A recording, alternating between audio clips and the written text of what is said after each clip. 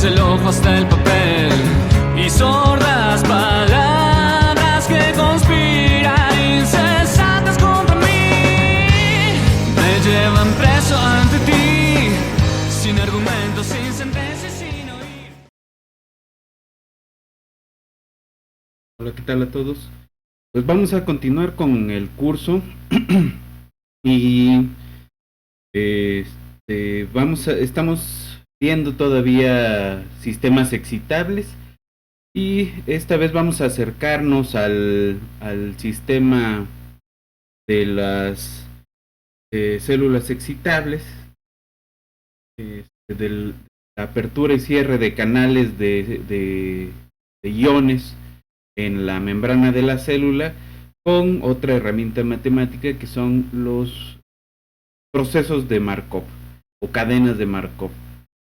Entonces, la primera vez en el curso que vamos a usar esta herramienta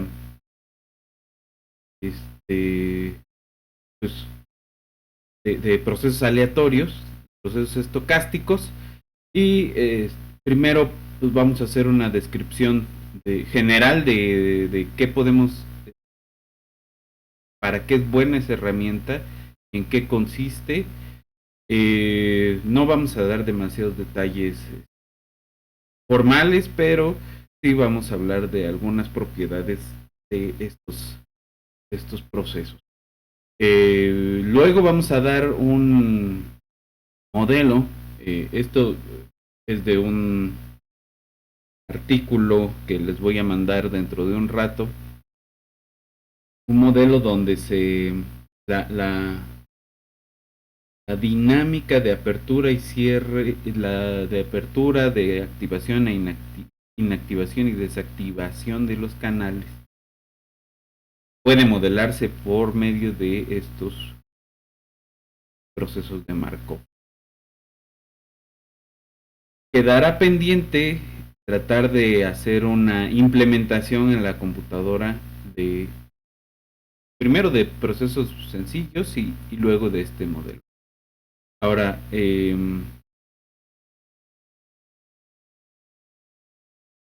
finalmente pues vamos a tener que hacer un recuento de qué ganamos y qué perdemos con el acercamiento. Y lo que perdemos es ganamos en cierto sentido la fenomenología, ¿no? Esto deja de ser un circuito extraño con un capacitor en la membrana, para hacer ahora sí un proceso donde lo que va llevando la dinámica es el cambio de configuración de unas proteínas, y esos cambios de configuración pues se presentan como aleatorios y discretos. Ahora, no necesariamente son aleatorios, pero experimentalmente se nos presentan. Entonces ese es un defecto, ¿no? Que estamos usando la aleatoriedad como una muletilla matemática para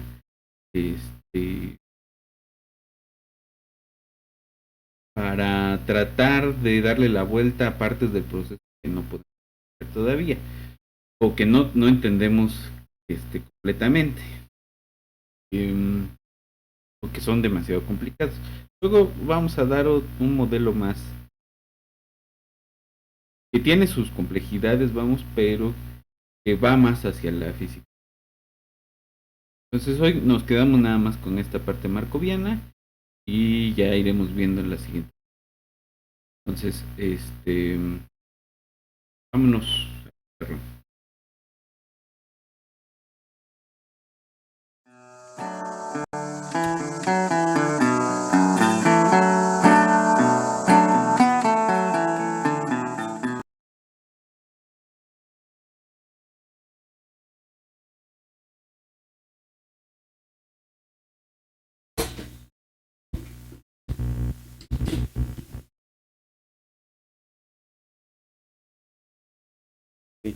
Entonces vamos a platicar un poco primero sobre cadenas.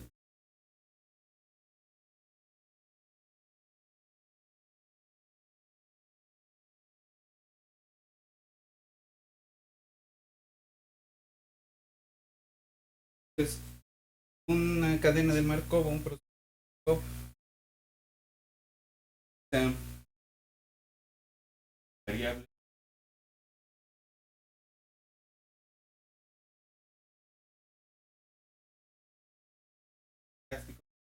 aleatorio, cambian en el tiempo.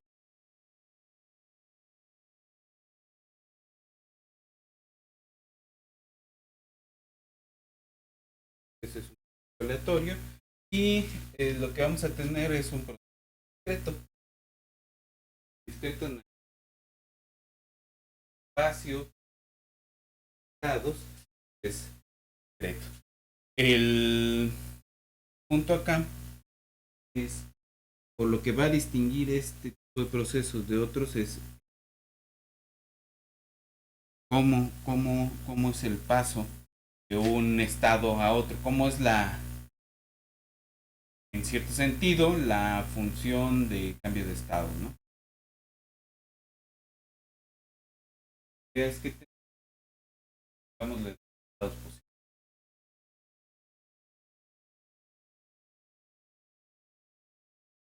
Que ponen o que ponen.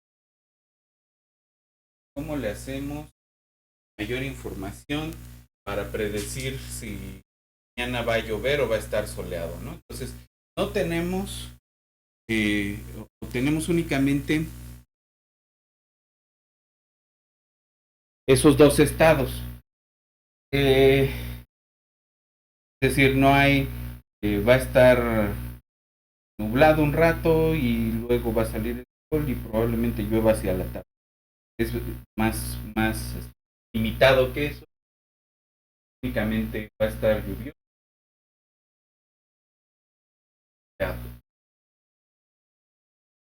Una sobresimplificación. Es un ejemplo que es todos lados. Ahora, ¿en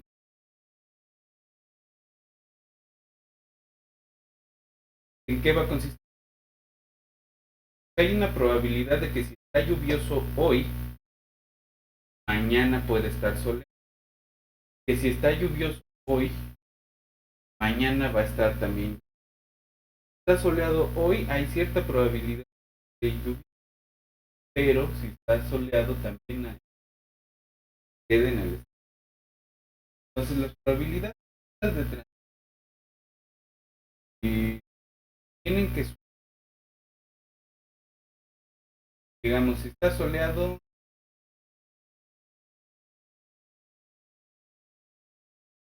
0 punto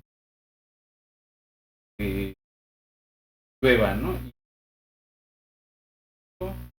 probablemente llueva 4 de...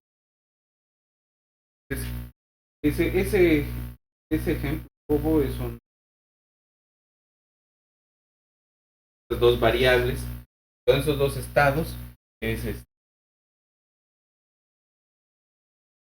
proceso marcoviano.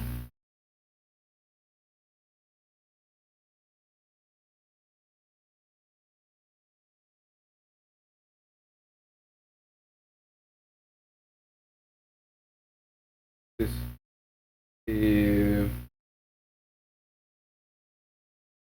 otro,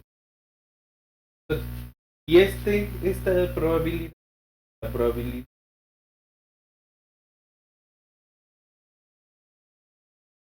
es que mañana vaya a ser un día lluvioso, es un evento que depende de lo que pasó hoy, ¿no? Hoy va a estar lluvioso dependiendo de cómo fue ayer. Esta es la de lluvioso, dado que ayer fue, ¿no? O la probabilidad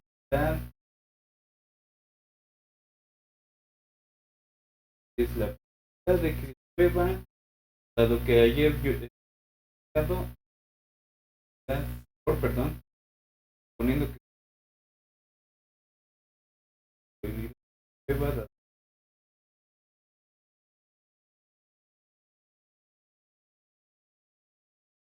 Ahora, estamos pensando entonces en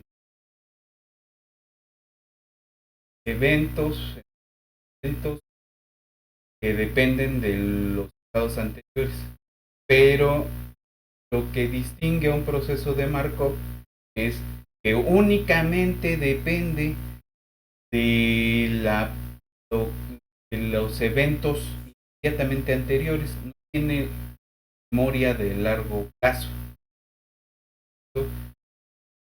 pierde la memoria, la historia del proceso únicamente en paso anterior.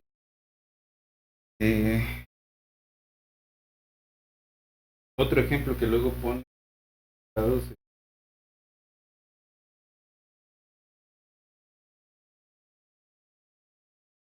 tiene, sobresimplificando, 4 estados, ¿no? Puede estar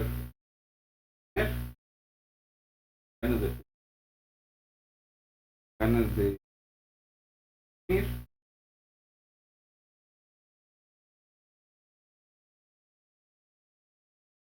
en esos 4 estados y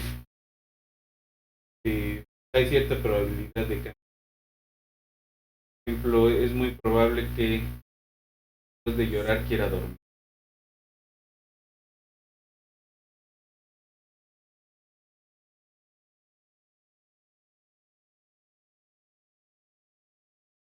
Después de jugar.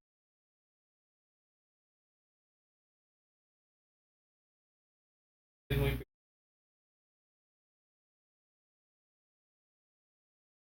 pero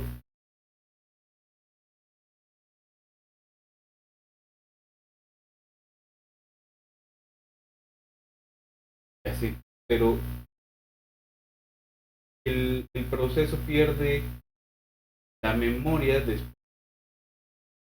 paso, haciendo un paso hacia atrás va a decir demasiada información.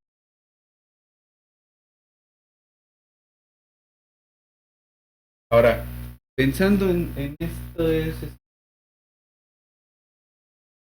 se puede dar una matriz de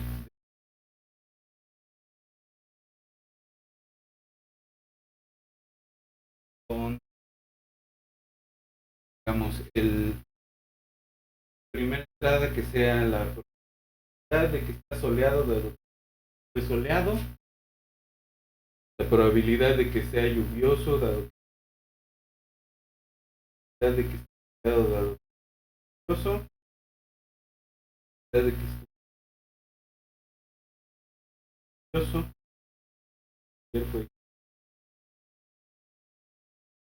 Entonces son puras probabilidades condicionales y esta matriz pues nos da, además es una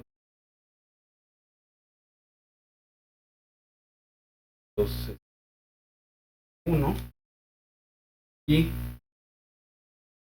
la le llamamos, este es para ese ejemplo, pero en general vamos a pensar que esta Q pues son probabilidad de que esté en el estado 1, ¿no? Para n estados. En estado 1, dado que estuvo en estado 1, hasta la probabilidad de que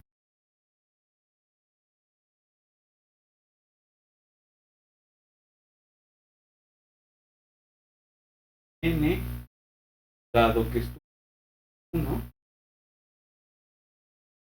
y aquí, ¿no? Dado que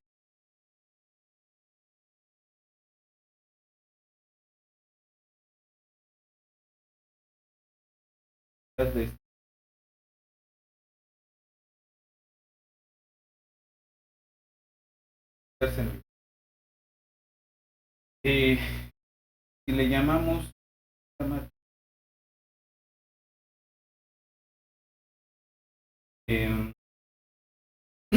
minúsculas, el elemento, si sumamos todas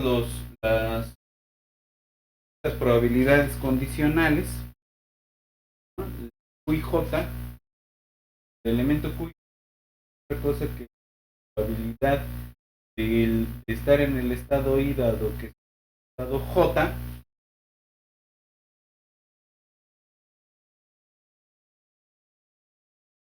y lo que vamos a tener es que la suma desde que J es 1 hasta N del P y J, del Q y J, vamos sobre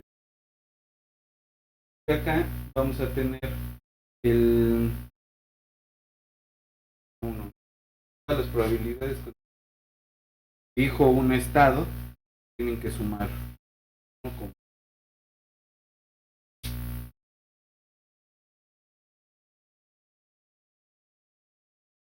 Y la propiedad de Markov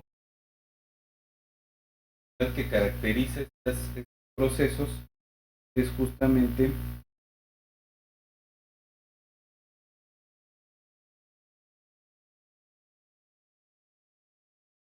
es solo depende del estado anterior. La, la probabilidad que el estado en el tiempo t más 1 sea estado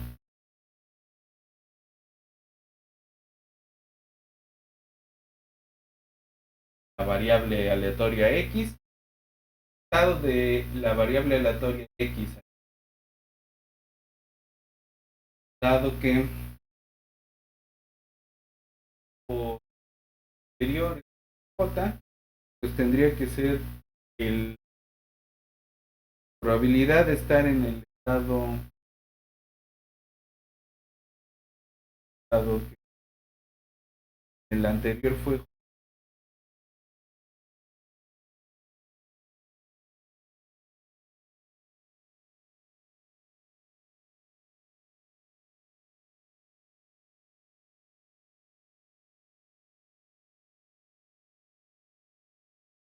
la probabilidad de estar en el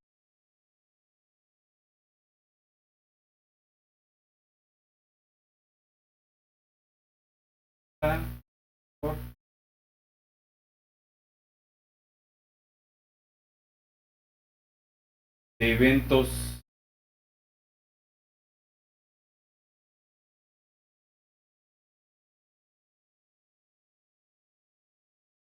etcétera.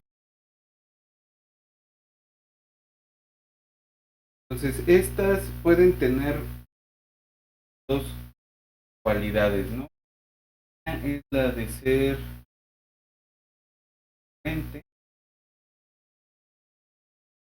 trascendente. Y vamos a decir que son recurrentes y regresa a un estado después de si forzosamente hay un estado al que hay que regresar. Y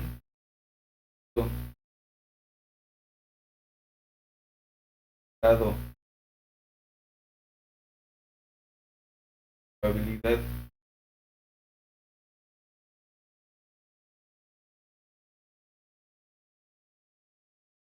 de regresar al estado I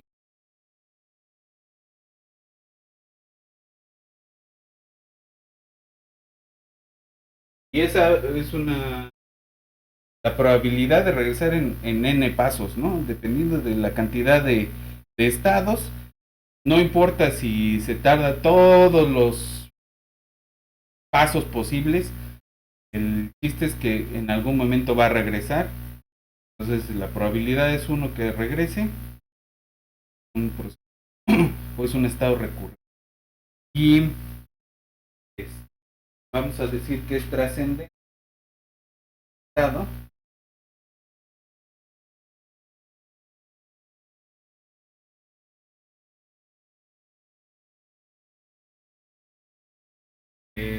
y una vez que estuvo en estado ya no vuelve a estar en el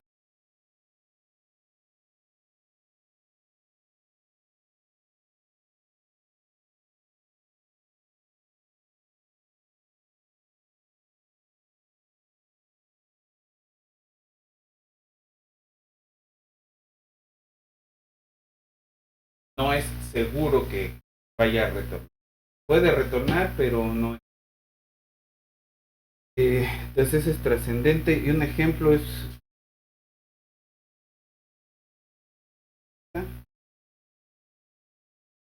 en un estado 1 y hay la probabilidad de que se quede, o no importa ¿no? Pero puede estar en 1 o irse al 2. El 2 puede estar en 2 o irse a un estado 3. El estado 3 es al 2. Ahora, no hay una vía de regreso al estado 1, ¿no? Entonces, queda en el 1, pero si sale del 1, ya no vuelve a regresar al 1. Entonces, el 1 es un estado trascendente. Y el 2, frente, ¿no? Sales del 2, empiezas en el 2, o te quedas en el 2 o vas a pasar. Puedes estar en el 3 o regresas al 2. Entonces, la probabilidad de regresar al estado 2, aunque sea tiempos largos, la probabilidad de estar en el estado 3, dado que empiezas en el 3, es 1. En algún momento vas a regresar, pero al 1 no regresas. Y el 1 no es estado, empieza. Ese es de trascendencia y recurrencia. Y la otra, que esta ya es una característica del proceso, que es la reducibilidad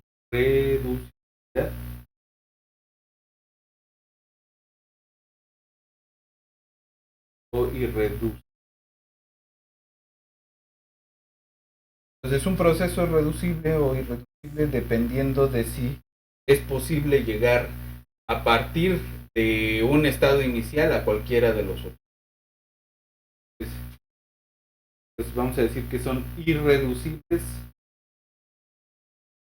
Eso, reducible. Eh,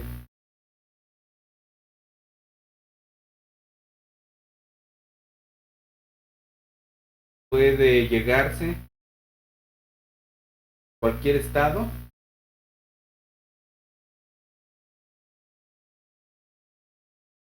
a partir de cualquier estado.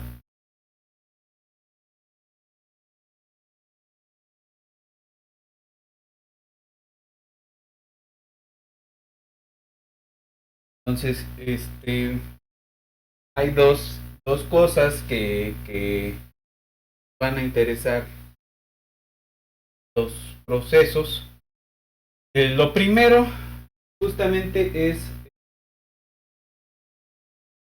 esta propiedad de recurrencia, ¿no? Entonces, ¿cómo tendría que ser un sistema excitable para poder ser velado con un marco? De entrada, tiene que tener un estado recurrente.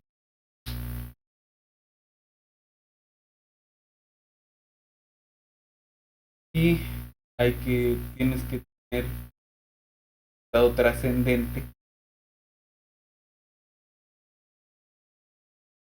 estado excitado, ¿no? Llegas ahí a menos que, y es reducible. Puedes llegar desde cualquier estado. ¿Qué pasa? Esa sucesión. Gente, estado, ¿no?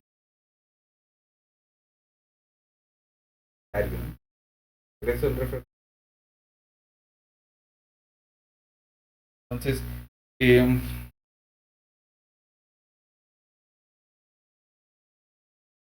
digamos, en principio lo que tenemos que revisar general, en general de modelos.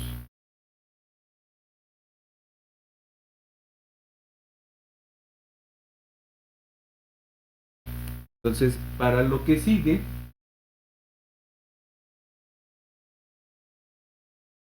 Para lo que sigue vamos a utilizar cadenas para tratar de modelar la dinámica de apertura y cierre de canales, y para eso vamos a hacer una simulación que la hacen experimentalmente, que es considerar únicamente un canal de iones, un canal iónico, se abre, se cierra, se inactiva, etcétera, pero un solo canal, ¿no? Y en general en los experimentos pueden hacer mediciones sobre un solo canal con unas técnicas que le llaman patch clamp. Y esto en la literatura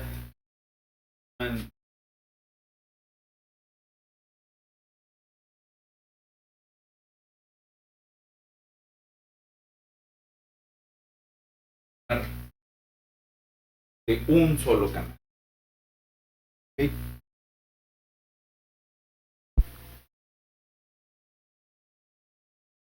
Entonces, decíamos, ¿no? Los canales son proteínas que cambian su configuración, y en esos cambios de configuración pueden dejar pasar cierto tipo de iones a través de la membrana de la célula.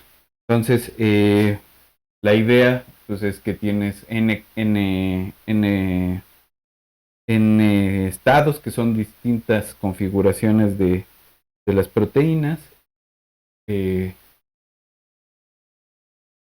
Las puedes pensar como estados de un proceso de Markov y que van pasando en cadenita, ¿no? Y que posiblemente tienen un regreso paso a paso también, ¿no? Ok. Ahora, el, el problema acá es cómo va a cambiar la configuración. ¿Cómo va a cambiar la configuración de entre estados?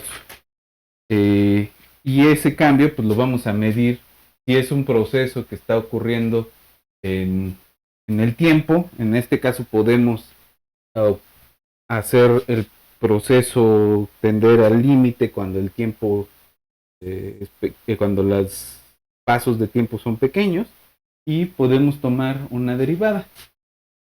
La derivada respecto de t de la probabilidad de estar en el estado i al tiempo t,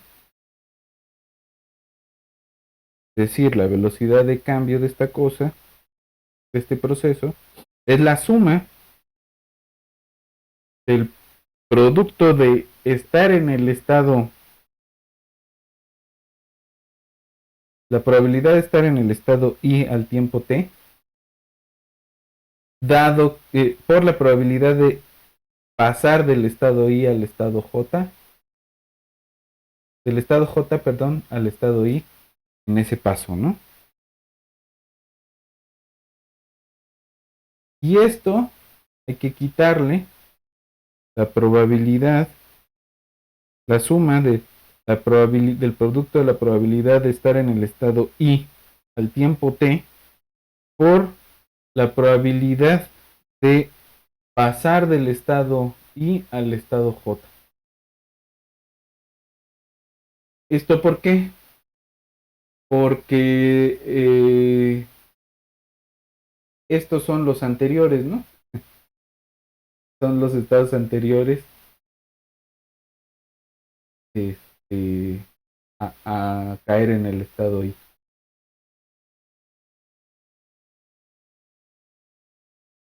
Entonces se pierde la memoria. Esa es propiedad de esto.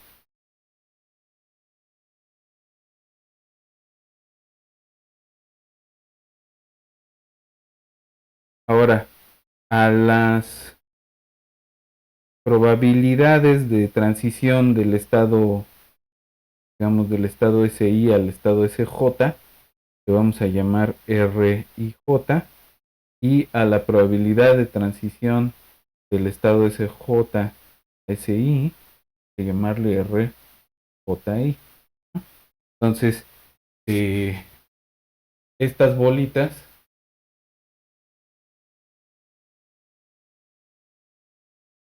tienen esta probabilidad de transición. Entonces, nuestra matriz de transiciones es la que tiene todas esas RIs J, pero además, en el caso de la apertura de canales, pues vamos a tener que estas RIJ pues dependen del voltaje aplicado. Entonces, podemos simplificar esto como si a la probabilidad de estar en el estado I al tiempo de t, o como lo habíamos puesto hace rato, ¿no? De que el tiempo t, esa variable de estado sea SI, le llamamos simplemente SI.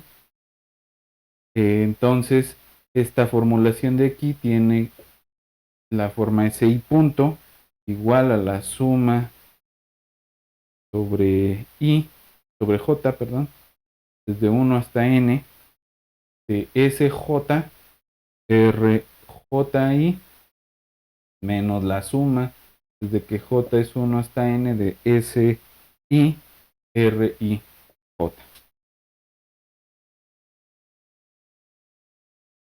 Ahora vamos a pensar que la apertura y cierre de canales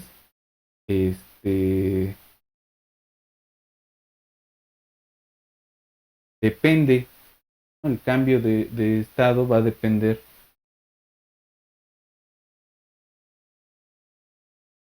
de una función que depende del voltaje,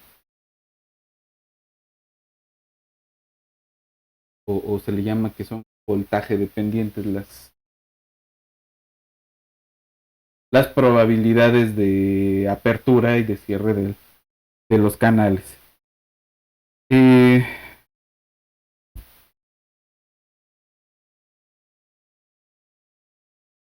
Ahora, en el artículo que les voy a mandar, proponen que, pensando en que estas probabilidades en realidad son tasas de reacción,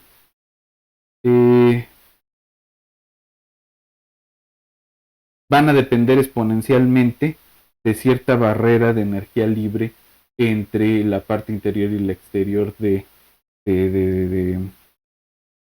la membrana, ¿no? Entonces dicen ellos, las RIJ de P se van a ver como la exponencial de menos UIJ de B sobre R de T, donde la UIJ, esta R, pues es la constante de los gases, la T es la temperatura absoluta, y estas sus Is, estas exponentes sus Is, realmente no tienen ni idea de qué cosas son, pero se pueden calcular con, pensando en esta cosa, con serie de Taylor, alrededor de cierto voltaje umbral, ¿no? Entonces, en el fondo dicen las R's de B, pues son como la exponencial de una cosa de este estilo, C0 más C1B más C2B cuadrada más cosas de orden 3 sobre R por T. Para lo que sirva eso, ¿no? Y entonces estas Cs van a ser constantes específicas para cada transición de estado y nada más. Lo que sí dicen es, bueno, para voltajes pequeños, pues todos los términos de orden mayor que 2 y mayor o igual que 2 se pueden considerar constantes, y entonces podemos para para esos rangos de voltaje, reescribir la R y J, la R y J de B como una constante a I J por E a la menos B sobre B y J. Y lo que vamos a tener es que estas I J y B y J son constantes. Igual que en el caso de Hodgkin y Huxley, pues esas constantes se pueden determinar ajustando a datos, ¿no? Se pueden determinar experimentalmente. Ok.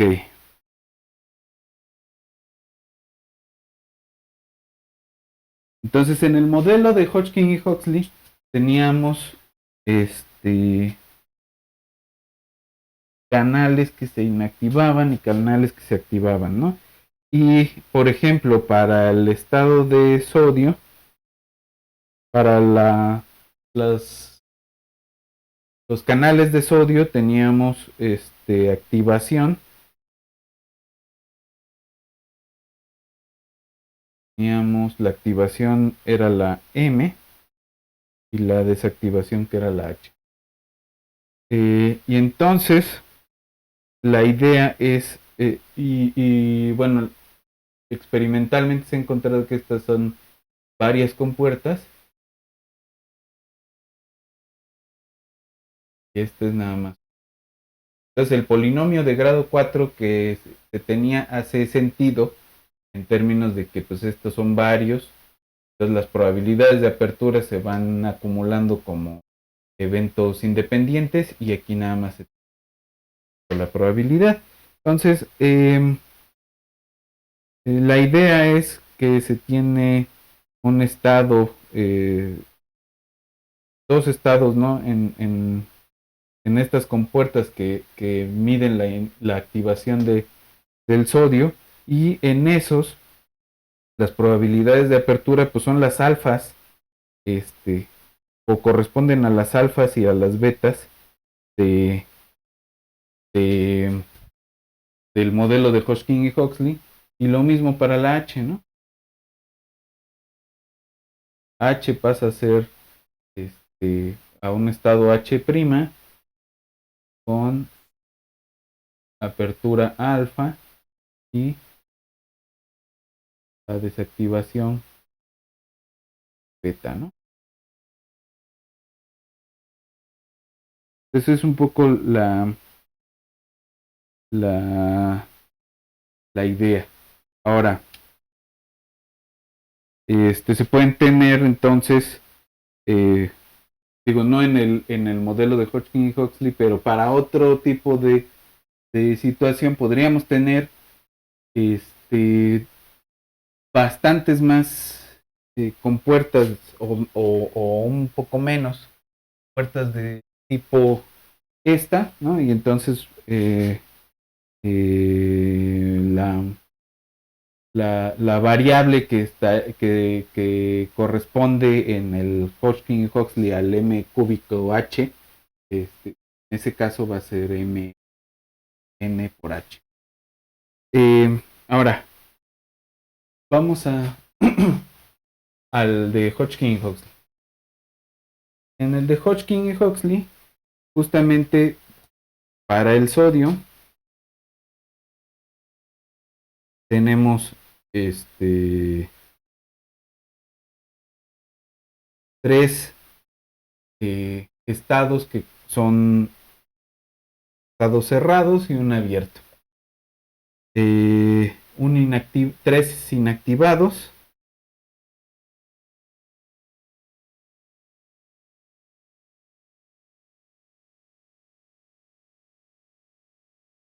Y entonces para pasar de abierto a inactivado,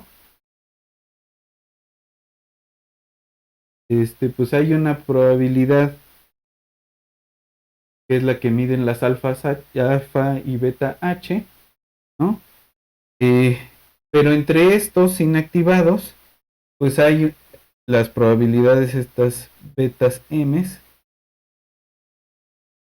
alfa M, 3, 2 alfa M Este sigue siendo beta y alfa M, beta M, ¿no? Este 1, 3, ¿no? Es más difícil con cada paso que van dando. Entre estas dos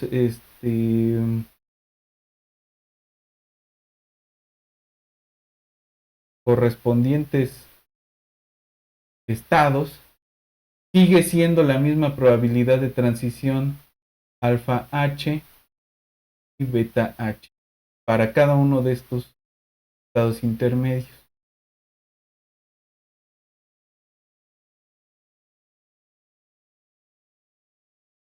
Uno estaba para abajo.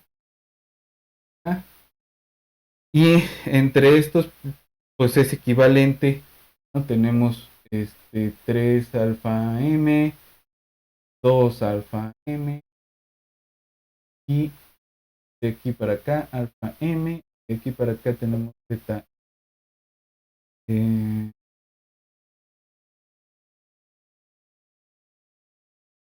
Acá 2 beta, para acá 3 beta M. Entonces tenemos ese esquemita marcoviano. Y para el potasio, este es el sodio, y para el potasio tenemos 4 compuertas de activación y no hay un proceso de inactivación. Entonces tenemos C4, C3, C2, C1 abierto, ¿no? Se abre, se empieza a cerrar, regresa listo para abrirse, ¿no? Entonces tenemos el paso de acá para acá es alfa M, de acá para acá es 2 alfa M, de acá para acá es 3 alfa M, y de acá para acá 4 alfa M, lo correspondiente para las betas, ¿no?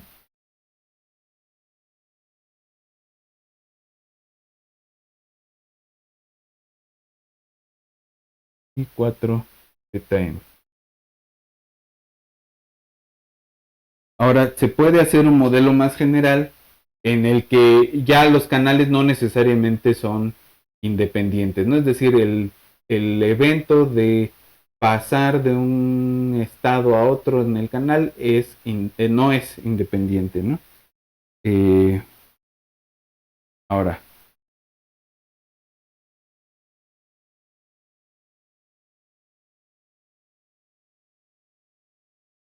ahora, en general,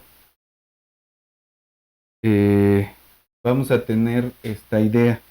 Un canal puede estar en estado cerrado, abierto o listo para abrirse e inactivado, ¿no? Entonces, si está listo para abrirse, hay cierta probabilidad de transición para que se cierre, y esa vamos a llamarle R2. Si está cerrado siempre se abre, pero si está abierto pasa cerrado, o abierto, se estimula, pasa a ser inactivado y puede volver a abrirse, ¿no? Pasa a ser inactivado y eventualmente vuelve a abrirse sin cerrarse, o puede volver a abrirse, se cierra, pero si se cierra y hay otro estímulo suficientemente grande, puede inactivarse, o se cierra y vuelve a abrirse. Entonces, este es como el esquema más completo. A veces esas probabilidades de transición pues son muy pequeñas y no se observan experimentalmente. Depende del tipo de canal, depende del tipo de tejido, pero bueno, ok. Este,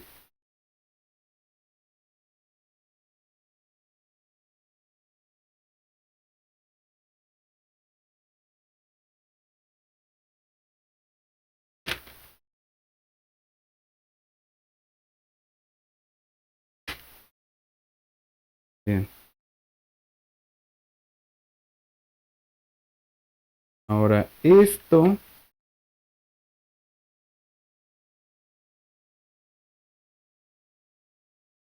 la idea es de todo esto, pues es cómo se eh, construyen esas R's. Em,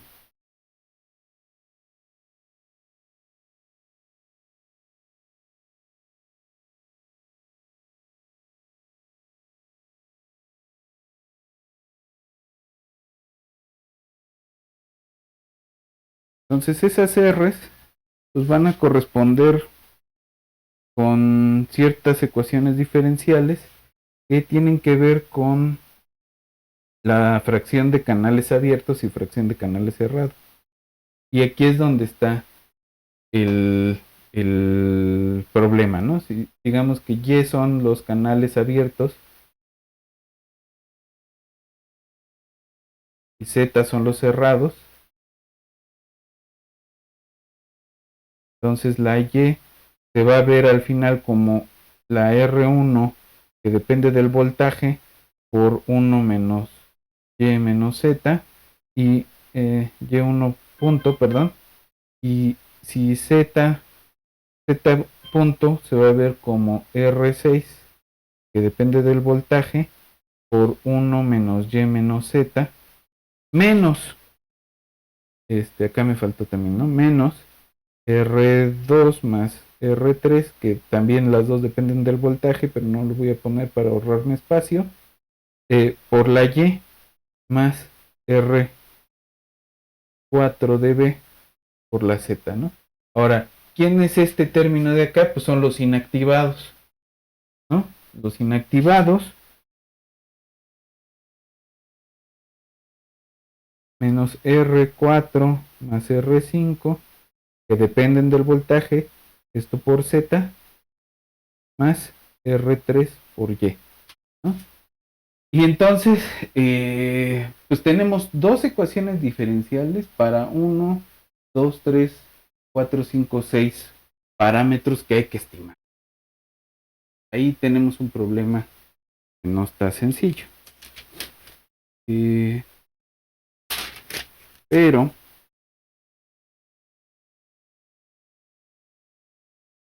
siempre podemos pensar en el comportamiento asintótico de esto y podemos ver que Y en T menos T0 pues es como el valor asintótico de la Y más una K1 por E a la menos T menos T0 sobre un tiempo característico tau1 más K2 E a la menos T menos T0 sobre un tiempo característico tau2. Lo mismo Z en T menos T0 es Z infinito más K3 E a la menos T menos T0 sobre tau1 más K4 E menos T T0 sobre tau2. Entonces tenemos dos tiempos característicos y cuatro de estas Ks que las podemos ir resolviendo. La K1 pues es Y0 menos Y infinito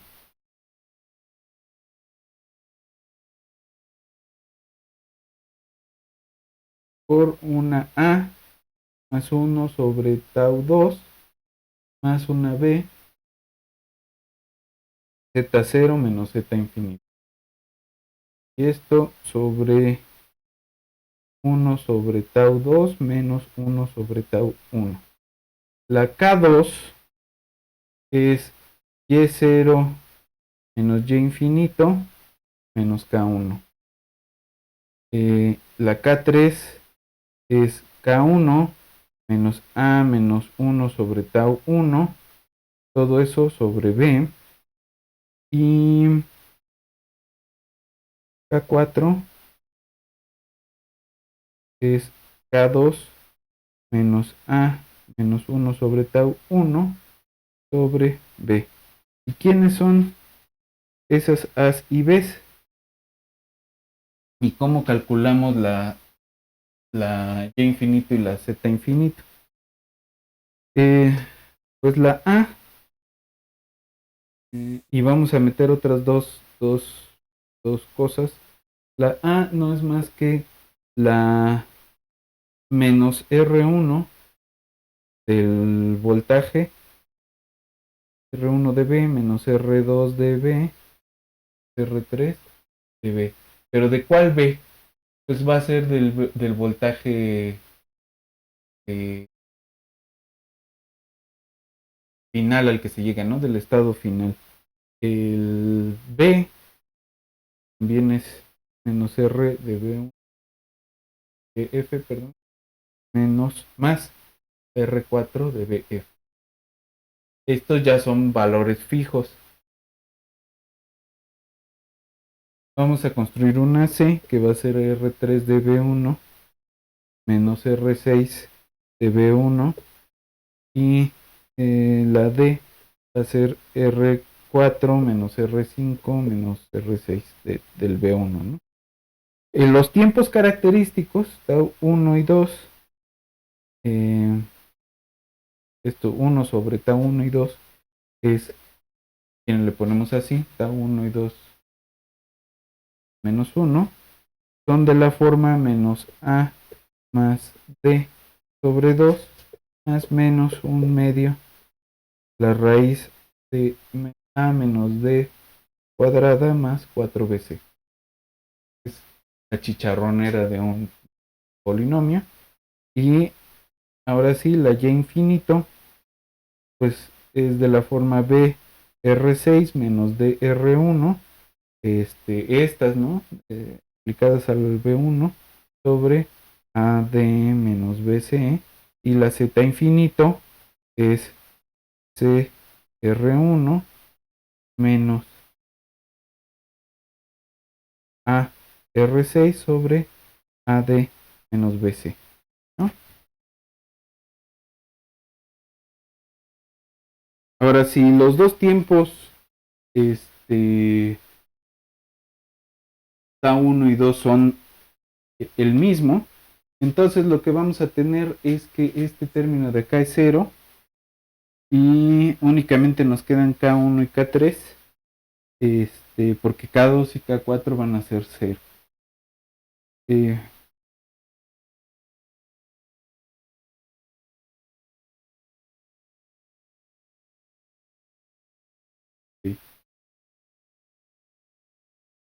Entonces, en la siguiente sesión quisiera empezar con un modelo de Avron y Parnas, que está basado en el modelo rápido-lento y que va a usar un acercamiento parecido a y lo que va a tratar de hacer es simular lo mismo del, del modelo de Hodgkin y Huxley utilizando este acercamiento. Entonces, hacer un montón de simplificaciones pues va ayudando a hacer el ajuste de los parámetros, que aquí ya son bastantes más. Pero quiero que nos fijemos en una cosa. La forma en que nos estamos aproximando a cómo escribir estas R's es lineal. Y los efectos vistosos de la apertura y cierre de canales pues vienen de ajustar una sigmoide al comportamiento de este sistema. Pero el modelo de Hodgkin y Huxley y el de Fishhook-Nagumo no necesitaban de eso porque ya estaban siguiendo una ley no lineal de comportamiento, ¿no? Entonces, este modelo se va más hacia la fenomenología de lo que se está estudiando, pero tiene bastantes artificios en aras de mantenerlo simple. Entonces, un poco qué perdemos y qué ganamos con este acercamiento que no deja de ser interesante. Entonces, parece que Stech tiene un trabajo donde tratan de abordar esta misma idea, le dan un poco la vuelta, ¿no? Entonces, la siguiente vez empezamos con el modelo de Avron y Parnas y continuamos hacia construir el modelo en términos de la termodinámica del proceso, ¿no? Pero de momento hoy la dejamos aquí y nos vemos en la siguiente sesión. My mom was a tailor. She sewed my new blue jeans. My father was a gambler down in New Orleans.